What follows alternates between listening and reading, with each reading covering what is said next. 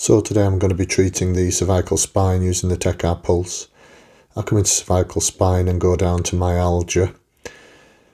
Once we get into the protocol, you'll see that it's preloaded, the intensity at level 9 and the time at 5 minutes. I'm going to bring that intensity up to level 10 just to put some more heat into the muscles more quickly. And I'm going to come up to 7 minutes. I like to do 1 minute per treatment head size. 7 minutes might not be enough for doing both sides of the neck in this case. We'll come back now and see this from the therapist's perspective. So if we have a look here, we're with the patient. Patient's laying down on the bed. The muscles are exposed around the neck. I'll bring in the earthing electrode and just put a little bit of contact medium onto the earthing electrode. I'm actually going to put the earthing electrode just underneath the patient's shoulder. So you'll see I'm going to spread out the contact medium, and then I'll put that earthing electrode underneath the patient's shoulder there. That's just so it gets good contact.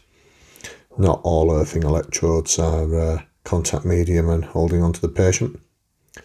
I'm going to put some contact medium onto the patient where I want to go.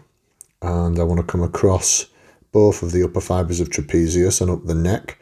So I want enough contact medium that I can actually do the treatment, and enough so that during the treatment, as the contact medium dries out, I won't end up with a situation where the contact medium is sticky and won't move. I'll start to spread out the contact medium just to make sure that the head glides over the skin, and we'll switch on the machine here. Now, as you've seen, I've set this to 7 minutes. This is going to be a lengthy treatment. I'm going to come up into the upper fibres of trapezius, right up into the hairline, and right across the cervical spine and into the upper thoracic spine to reduce the tension within the muscles in this area.